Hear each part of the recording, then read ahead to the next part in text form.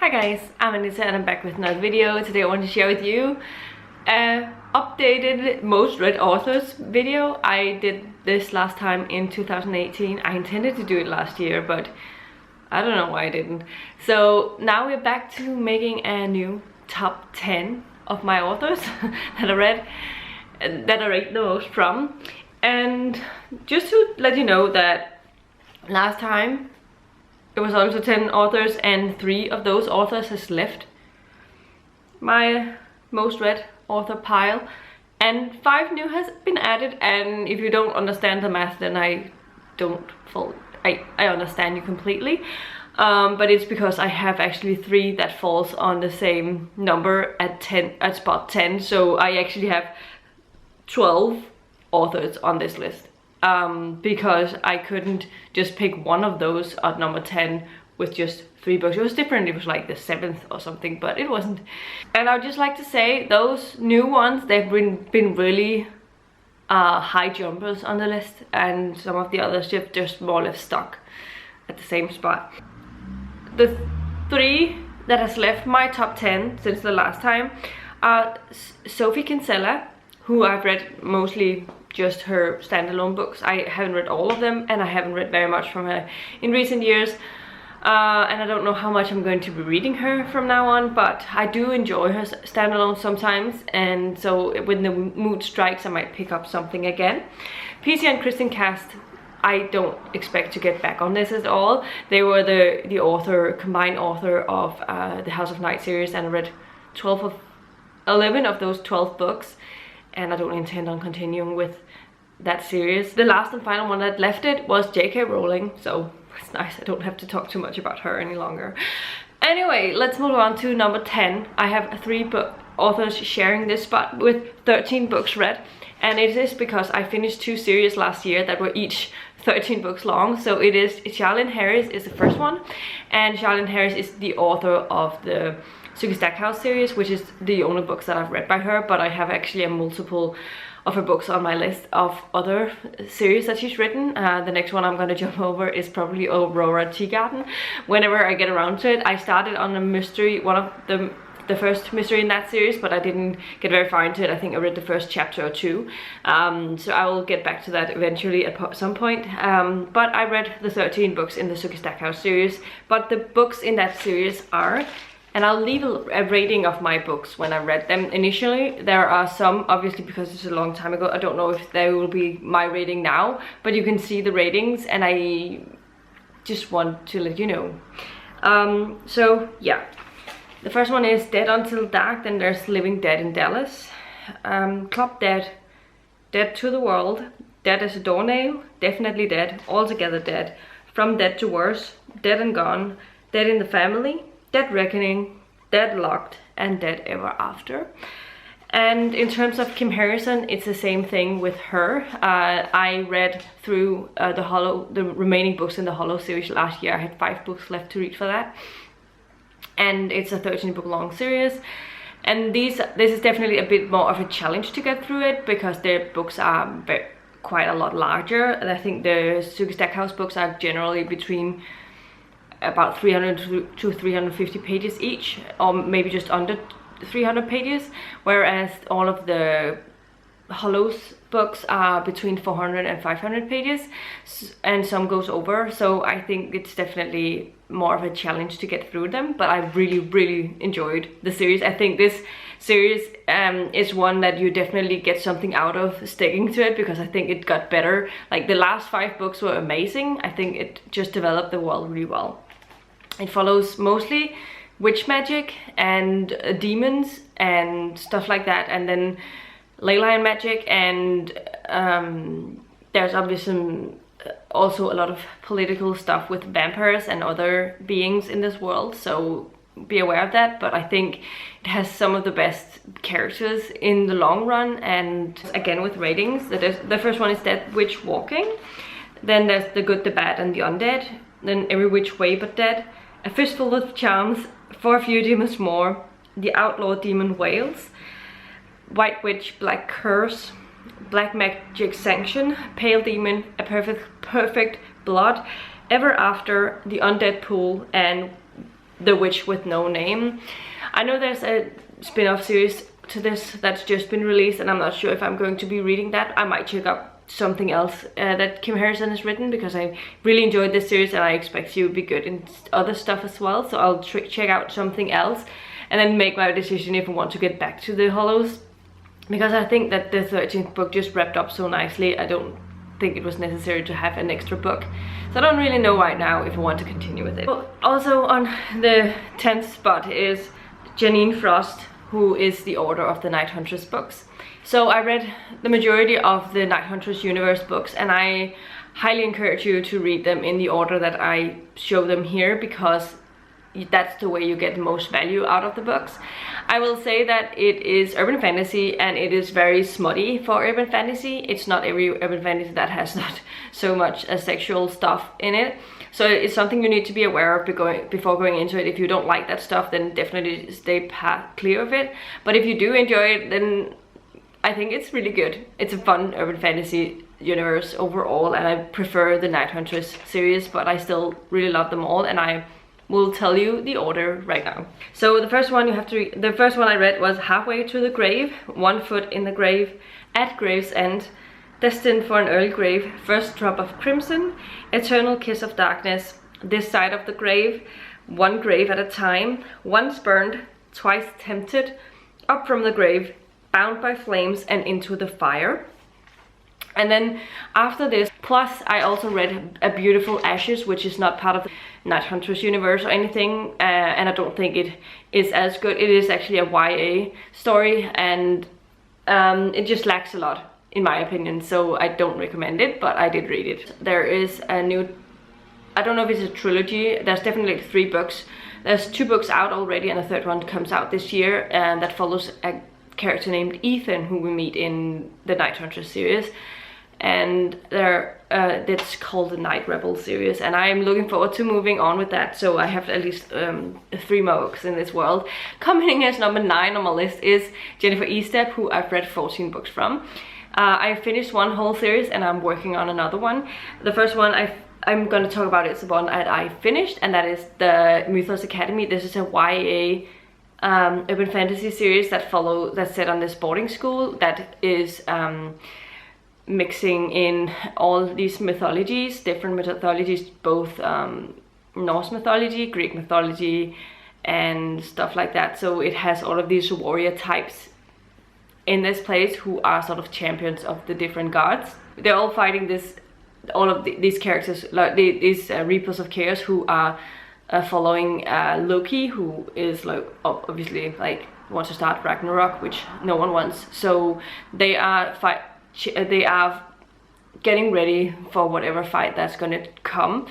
And so the books in that series is Touch of Frost, Kiss of Frost, Dark Frost, Crimson Frost, Midnight Frost, and Killer Frost, and I overall really enjoyed this. I think it's very similar to the Vampire Academy series, so if you enjoyed that, I think you might enjoy this one as well. Then I also have read 8 books from the Elemental Assassin series, and it's one I'm continuing on with this year. And this series follows Jin Blanco, who is an assassin. She is able to do elemental magic. This is a world where a lot of people have elemental magical powers, and she's sort of trying to hide the ones that she has. That people know that she has a little bit of ice magic, but it seems like the only thing that she has, and it seems very weak. But it actually turns out she has 2 different elemental powers. She also is able to do stone magic, which is obviously manipulating the earth around you, and it's much more powerful, or so it's to be believed. And then there a lot of things happen, and I really enjoy this world. The books that I've read from that series are Spider's Bite, Web of Lies, Venom, Tangled Threads, Spider's Revenge, By a Thread, Widow's Web, and Deadly Sting. And my 2 favorite books in this one was Venom and By a Thread, but these are also the only ones I've given 5 stars to. But I really enjoy this series, and they're so fast to read, and I hope that I'll finish the next books actually already in February. Coming in as number 8 on my list is Rick Riordan. Obviously he is known for the Percy Jackson series and a bunch of other, and I have read 15 books by Rick Riordan so far, and they are as follows: Percy Jackson and the Lightning Thief, A Sea of Monsters, the Titan's Curse, The Battle of the Labyrinth, and The Last Olympian, and the Percy Jackson series obviously follows Percy Jackson, who is half human, half god, and he is son of Poseidon, and it starts to be set in Camp Half-Blood, where all of the other half-gods are training and gathering over the summer, and then things happens and they get into stuff.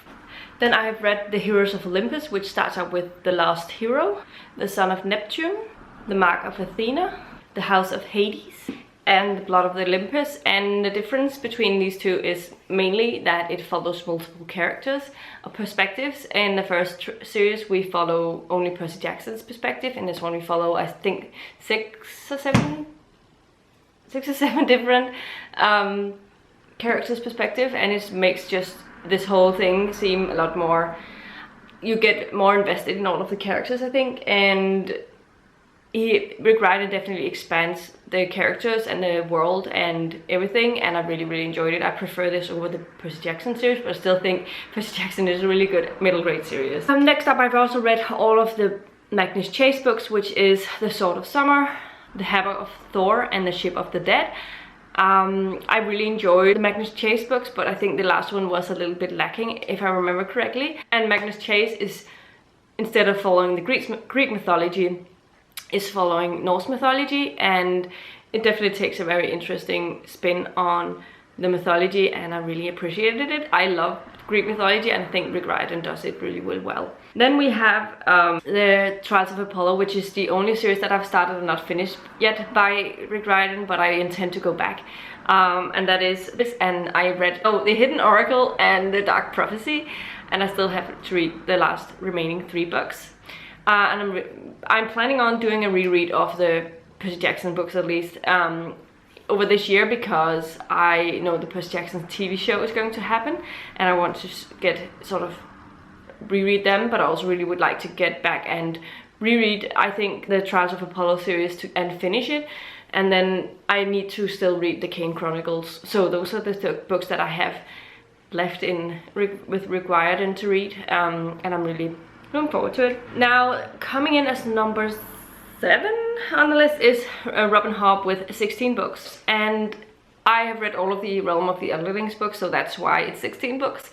And I have written them in the Underling order, which I highly recommend that you do as well if you decide to pick them up, because you get the most value out of the books if you read them in the chronological Underling order, because there are a lot of ties and references in each of the stories that happens.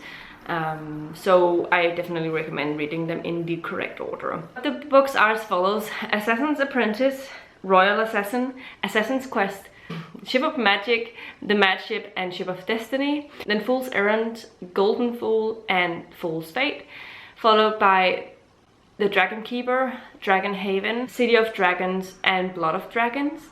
And finally the Fits of the Fool trilogy with Fool's Assassin, Fool's Quest, and Assassin's Fate, which completes this entire universe. Next up we have Jim Butcher, who comes in on number 6, who I've read 19 books from. So actually the next 2 authors actually have read 19 books by, so they are at the same spot. Obviously I read all of the Dresden Files books, including the collections, which is why I've read 19 books. I haven't delved into any of his other series yet, but I really would like to.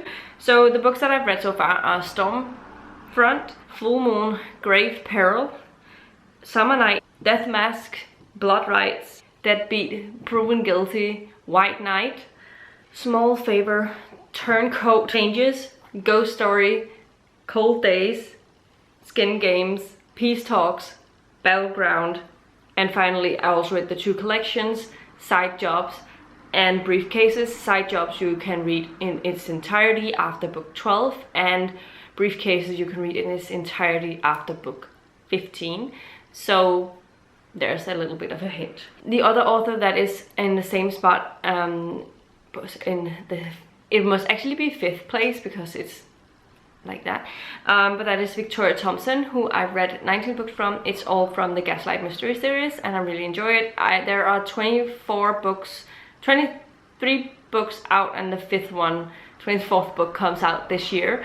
And then I know she has written other mystery series as well, so I might check them out afterwards. But this series is a cozy mystery. I don't know if you want to call it cozy, but it's definitely a mystery series that's set in the late 1800s of New York, so it's a historical set. It follows two perspectives. One is Frank Malloy, who is investigator of the police detective in New York at this time, and then we have Sarah Brandt, who is a widowed midwife, and Sarah becomes part of the investigations when one of the murder victim of the first books are people who are have recently become mothers, so she has been visiting in order to make sure that the babies are healthy and help them along with the starting process of being parents and stuff. And then that way she sort of becomes involved with it, very reluctantly in terms of Frank Malloy, and then yeah, things goes as follows along. But the books that I've read from this is Murder on Astor Place, Murder on St. Mark's Place, Murder on Gramercy Park, Murder on Washington Avenue, Murder on Mulberry Bend, Murder on Marble Row, Murder on Lenox Hill, Murder in Little Italy, Murder in Chinatown, Murder on Bank Street, Murder on Waverly Place, Murder on Lexington Avenue, Murder on Sisters Row, Murder on Fifth Avenue, Murder in Chelsea, Murder in Murray Hill, Murder on Amsterdam Avenue, Murder on St. Nicholas Avenue, and Murder in Morningside Heights. And my favorite of those is Murder in Chelsea, as well as I know Murder on Bank Street and Murder on, I want to say, Amsterdam Avenue, and 4.5 star rates for me, if I remember correctly, but I will make sure you have that here. Sharing the third spot is two authors, and the first one is Richelle Mead. With Richelle Mead, I've read 25 titles, and 4 of them are all from series 2. 3 of those are 6-book long series, and one of them is a quartet. And then I have 1 extra, and then 2 novellas that's set in one of the series worlds. First up, we have the Vampire Academy series that starts out with Vampire Academy, Frostbite, Shadow Kiss, Blood Promise, Spirit Bound, and Last Sacrifice. I've been rereading this series over the last year, and it's been a lot of fun. Next up, we have the spin-off series to the Vampire Academy, which starts out with Bloodlines, Golden Lily, The Indigo Spell, The Fiery Heart, Silver Shadows, and finally The Ruby Circle. And then I read 2 novellas set in this world, and the first one is The Meeting, which is the prequel story to the Vampire Academy series that sort of is the first chapter of Dimitri's perspective. And then we have Adrian's Lost Chapter, which is a prequel story novella to the Bloodline series.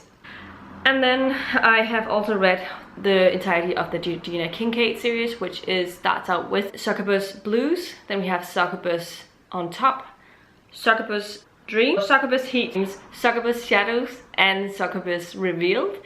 And this turned out to be one of my favorite endings to a series I've ever read, and I really appreciate the Gina Kincaid series overall. This is an adult urban fantasy series, and I highly recommend it if you're new to urban fantasy and stuff, and would like to check out a series but don't want to commit to a really long series. That could be a good start because it's only 6 books long. And then we have a quartet which is called Dark Swan, that starts out with Stormborn, Thorn Queen, Iron Crowned, and Shadow Heir. And then apart from this, I also read 1 standalone book, and that was Soundless, and I didn't enjoy this super much, but I also didn't hate it, so it's sort of a middle of the road book for me. And I still have to read the Glittery Court thing that she wrote, and I don't know if I'm going to be liking that as much, but I have the first book and I'll read it when I eventually unwrap it. On the same spot as him is another one that is new to my list of top authors, and that is Stephen King. I'm going to try and write them down in the order that I read them, but I know there are some of these that I read a little bit differently because of when it fit in with my personal reading schedule. But yeah. First one I ever read was Under the Dome.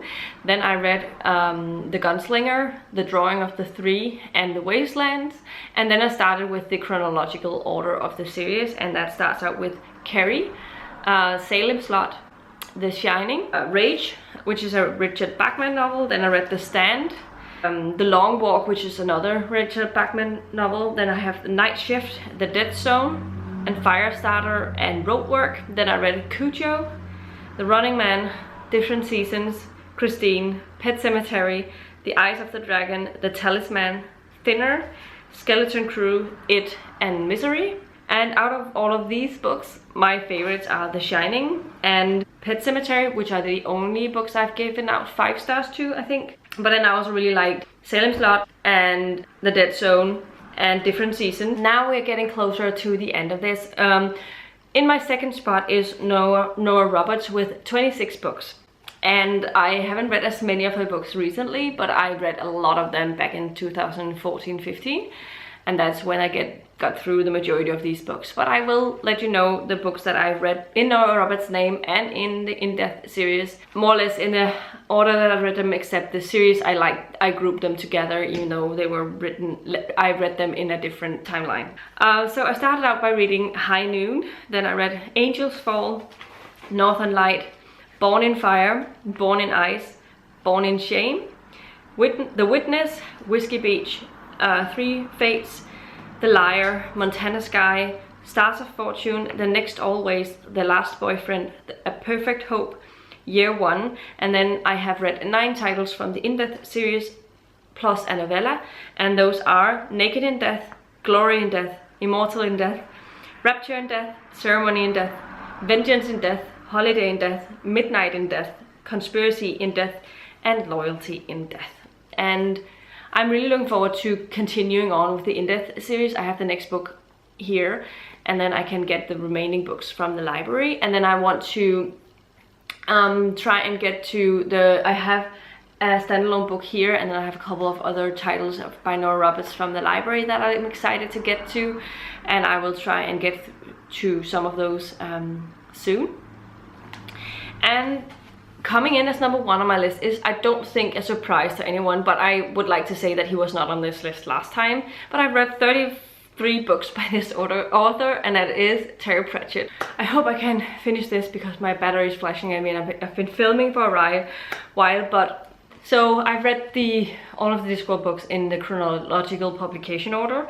And so it starts out with The Color of Magic, The Light Fantastic, Equal Rights, Mort, Sorcery, Weird Sisters, Pyramids, Gods, Eric, Moving Pictures, Reaper Man, Witches Abroad, Small Gods, Lords and Ladies, Men at Arms, Soul Music, Interesting Times, Masquerade, Feet of Clay, The Hogfather, Jingo, The Last Continent, Carpe Jugulum, The Fifth Elephant, The Truth, Thief of Time, The Last Hero, The Amazing Maurice and His Educated Rodents, The Night Watch, The Wee Free Men, The Monstrous Regiment, and finally A Hat Full of Sky. And then apart from the Discworld books, I also read Good Omens, which is a collaboration with Neil Gaiman, and that concludes 33 titles so far. Obviously in the next coming years I expect Terry Pratchett to stay on top,